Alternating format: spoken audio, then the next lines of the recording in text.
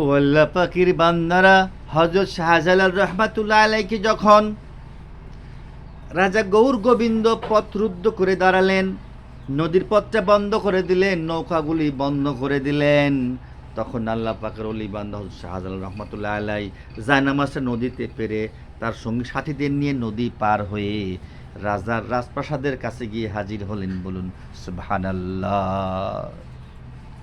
হুজুরের নির্দেশে তার একজন মুরিদ আজান দিলেন।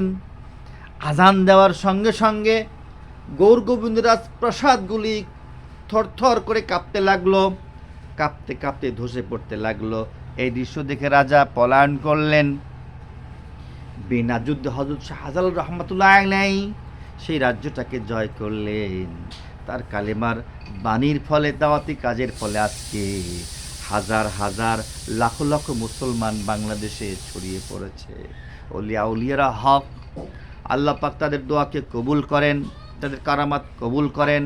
তাদের কারামাতের বরকতে জায়নামাজে নদী পার হয়ে এপার এসে যখন দিনের কথা মানুষকে বলতে লাগলেন, হাজার হাজার মানুষ কালেমা পড়ে তার পবিত্র হাত ছুঁয়ে মুসলমান হয়ে গেলেন এবং জান্নাতি আমল করতে করতে তারা জান্নাতি হয়ে গেলেন। মারহাবা।